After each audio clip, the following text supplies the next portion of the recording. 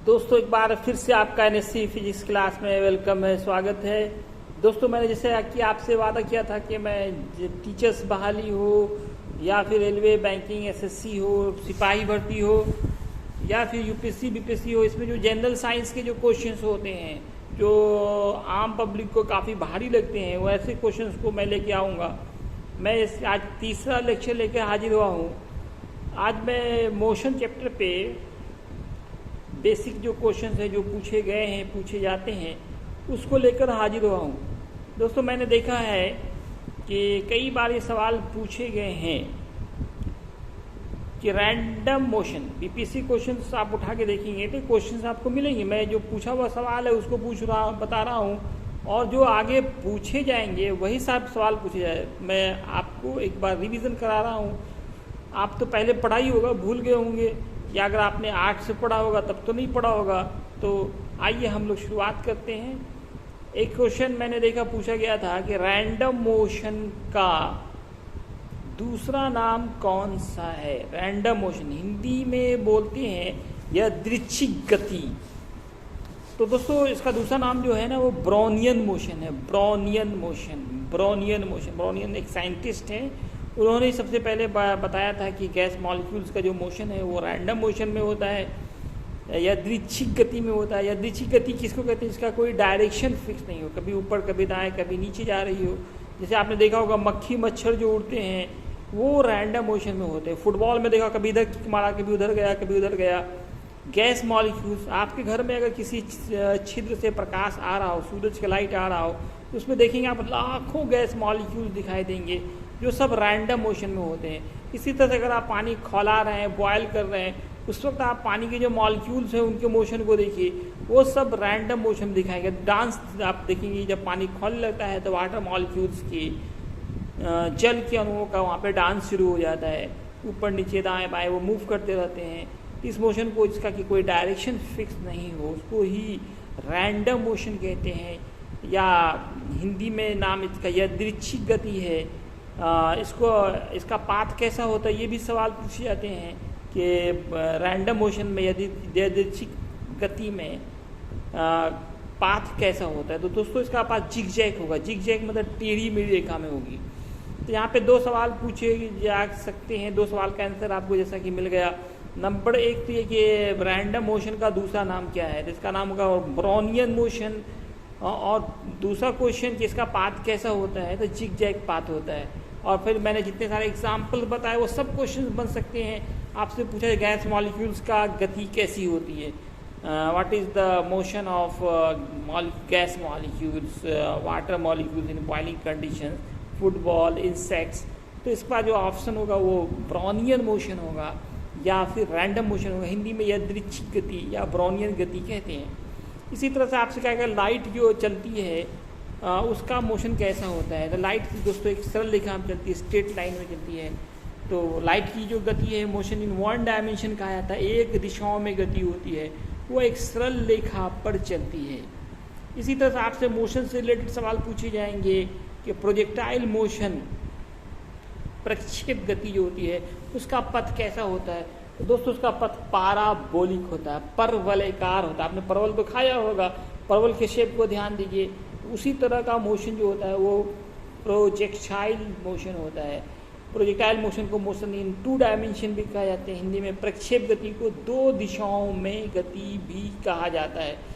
इसी तरह से सवाल पूछे जाते हैं कि प्रोजेक्टाइल मोशन में हॉरिजॉन्टल रेंज, क्षैतिज प्रास का मान अधिकतम कब होता है। तो दोस्तों जब एंगल ऑफ प्रोजेक्शन जो है वो 45 डिग्री हो तब जाकर के हॉरिजॉन्टल रेंज का मान मैक्सिमम होता है। इस सवाल को दूसरी तरीके से पूछा जाता है कि अगर आपको लंबा छक्का लगाना हो तो गेंद को कितने डिग्री पे उठाएंगे। तो दोस्तों इसका आंसर होगा 45 डिग्री। मतलब हॉरिजॉन्टल रेंज ज़्यादा हुआ मतलब गेंद बहुत दूर जाकर गिरेगा, बाउंड्री लाइन से बाहर जाके गिरेगा, तो गेंद को आपको 45 डिग्री पे उठाना होगा। जब क्रिकेट में प्लेयर जो है बॉल को उठा देता है तो उसका जो पाथ पे ध्यान दीजिए, वो परवल के आकार का दिखता है। पैराबोलिक पाथ उसको कहते हैं। पैराबोलिक पाथ पर जो गति होती है उसको प्रोजेक्टाइल मोशन कहते हैं।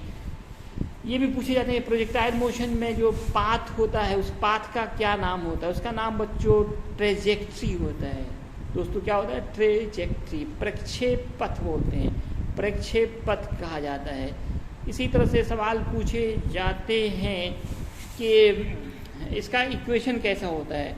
तो दोस्तों किसी भी प्रोजेक्टाइल मोशन का प्रक्षेप गति का जो समीकरण होता है वो द्विघात समीकरण होता है। इस क्वेश्चन को दूसरे तरीके से पूछा जाएगा कि कोई द्विघात समीकरण है तो उसका ग्राफ कैसा होगा। तो द्विघात समीकरण इंग्लिश में बोलते हैं क्वाड्रेटिक इक्वेशन, उसका ग्राफ हमेशा पैराबोलिक होता है। कोई लीनियर इक्वेशन है रैखिक समीकरण, उसका ग्राफ कैसा होगा। तो दोस्तों उसका ग्राफ हमेशा स्ट्रेट लाइन होगा, स्ट्रेट लाइन होगा। किसी भी रैखिक समीकरण का ग्राफ क्या होगा दोस्तों?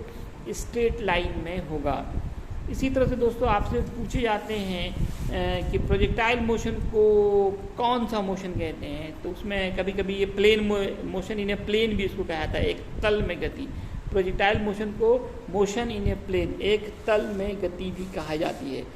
ये भी सवाल पूछे प्रोजेक्टाइल मोशन कितने दिशाओं में गति होती है। तो इसका जवाब होगा दोस्तों 2 दिशाओं में गति होती है। प्रक्षेप गति जो है होती है वो 2 दिशाओं में होती है। आप जब बॉल को उठा देते हैं तो बॉल आगे भी जाती है, ऊपर भी जाती है, इसलिए कहा जाता है कि projectile motion is motion in 2 dimension. इसी तरह से आपसे सवाल पूछे जाएंगे। प्रोजेक्टाइल मोशन काफ़ी इंपॉर्टेंट टॉपिक होता है। इसमें मैक्सिमम हाइट का क्या फार्मूला होता है। तो दोस्तों मैक्सिमम हाइट का फार्मूला होता है h बराबर u² sine square theta by 2g। इसी तरह से हॉरिजॉन्टल रेंज क्षैतिज प्रास का क्या फार्मूला होता है। इसका फार्मूला होता है h is r equal u² sine 2 theta by g। एक आदमी एक बॉल को मैक्सिमम ऊपर की तरफ जितना फेंक सकता है उसका डबल वो सीधा फेंक सकता है। इस पे भी सवाल पूछे जाते हैं कि अगर एक आदमी एक बॉल को सीधे 20 मीटर तक फेंक सकता है, सीधा हॉरिजॉन्टल डायरेक्शन में क्षैतिज दिशाओं में 20 मीटर तक फेंक सकता है, तो वो ऊपर कितना फेंक पाएगा। दोस्तों हमेशा याद रखें जब हम ऊपर की तरफ गेंद को उछालते हैं, ऊपर की तरफ गेंद को उछालते हैं तो वहाँ पे ग्रेविटी फोर्स लगता है। ग्रेविटी फोर्स उसको डाउनवर्ड खींचना शुरू कर देता है। तो श्योर है कि ऊपर कम जाएगा। सीधा अगर बॉल को फेंकते हैं, बिल्कुल सीधा स्ट्रेट में फेंकते हैं, वो ज़्यादा दूर तक जाएगा, जस्ट डबल जाता है। तो जैसे यहाँ पे सवाल कहा कि ऊपर 20 मीटर तक फेंक पा रहा है, सॉरी सीधा 20 मीटर तक फेंक पा रहा है, तो ऊपर कितना तरफ फेंकेगा, ऊपर कितना दूर तक जा सकता फेंक सकता है वो। तो 20 का आधा कर दीजिए, 10 हो जाएगा, कितना आसानी से बन जाए। अगर सीधा ऊपर की तरफ 10 मीटर फेंक रहा है तो सीधा कितना फेंक पाएगा, तो जस्ट डबल कर देना है, 10 का 20 हो जाएगा। तो क्वेश्चन पे ध्यान दीजिए, जितना भी रहे आपको यही याद रखना है कि ऊपर तरफ जो फेंका जाता है वर्टिकल डायरेक्शन में, उदग्र दिशाओं में, वो क्षैतिज दिशा का आधा होता है, या क्षैतिज दिशा हॉरिजॉन्टल डायरेक्शन में जितना दूर हम फेंक पाते हैं वो उदग्र दिशा वर्टिकल डायरेक्शन का जस्ट डबल होता है। इसी तरह से कि पूछा जाएगा गेंद को आप चाहते हैं कि ऊपर तरफ ज़्यादा जाए तो कितना डिग्री के कोण पर फेंकना चाहिए। तो दोस्तों इस सवाल का जो जवाब होगा वो 90 डिग्री। अगर 90 डिग्री के कोण पर आप फेंकेंगे तो बॉल ऊपर की तरफ मैक्सिमम जाएगा। और दोस्तों एक सवाल पूछा था कि गेंद को ऊपर हम फेंक रहे हैं, ऊपर की तरफ फेंक रहे हैं, तो उसको टाइम ऑफ फ्लाइट का क्या फार्मूला होगा। टाइम ऑफ फ्लाइट का फार्मूला दोस्तों होता है उड़ान काल, जिसको बोलते हैं TF बराबर 2u साइन थीटा बाई जी। उड़ान काल टाइम ऑफ फ्लाइट किसी को, जैसे एक बॉल को आपने हवा में प्रोजेक्ट कर दिया, इसको आपने ग्राउंड से फेंका, फिर उड़ती हुई जा रही है, और फिर ग्राउंड से उड़ती हुई गई, फिर जाके ग्राउंड पे गिर गई, तो वैसे कंडीशन में जो टाइम लगता है वो टाइम ऑफ फ्लाइट कहलाता है। उसका मान 2u sign theta by g होता है। टाइम ऑफ एसेंट क्या होता है, ग्राउंड से अधिकतम ऊंचाई तक जाने में लगा समय टाइम ऑफ एसेंट कहलाता है। इसको चढ़ाव काल कहते हैं। इसका formula u sine theta by g होता है। फिर मैक्सिमम हाइट से डाउनवर्ड जाने में कितना समय लगेगा, तो दोस्तों उसको टाइम ऑफ डिसेंट कहेंगे। जितना देर ऊपर चढ़ने में लगेगा उतना ही देर नीचे उतरने में भी लगेगा। टाइम ऑफ एसेंट और टाइम ऑफ डिसेंट दोनों के मान बराबर होते हैं, TA बराबर TD के होते हैं। अगर टाइम ऑफ एसेंट 2 सेकेंड है तो टाइम ऑफ डिसेंट भी 2 सेकेंड ही होगा। और टाइम ऑफ फ्लाइट कितना हो जाएगा, तो 2 + 2 दैट इज 4 सेकेंड। तो इस तरह से आपको कहा सकता है टाइम ऑफ एसेंट 4 सेकेंड है तो टाइम ऑफ फ्लाइट कितना होगा। तो टाइम ऑफ एसेंट अगर 4 सेकेंड है तो टाइम ऑफ फ्लाइट कितना होगा। तो दोस्तों टाइम ऑफ फ्लाइट हमेशा याद रखें टाइम ऑफ एसेंट का डबल होगा, 4 है तो 4 4 2 जा 8 सेकेंड हो जाएंगे। इसी तरह से टाइम ऑफ डिसेंट अगर पूछता है तो टाइम ऑफ एसेंट और डिसेंट दोनों बराबर होते हैं। कभी कभी उल्टा क्वेश्चन होगा, टाइम ऑफ फ्लाइट दिया जाएगा और टाइम ऑफ एसेंट पूछे जाएंगे। अगर टाइम ऑफ फ्लाइट मान लो 10 सेकेंड है तो टाइम ऑफ एसेंट 10 का आधा कितना हो जाएगा? 5 सेकेंड हो जाएगा। एक बॉल को आप नीचे से ऊपर फेंक रहे हो तो मैक्सिमम हाइट पे इसकी वेलोसिटी कितनी होगी? तो दोस्तों 0 होगी। कितनी होगी? 0 होगी। इसी तरह सवाल पूछे जाते हैं सर्कुलर मोशन पे वर्क डन कितना होता है।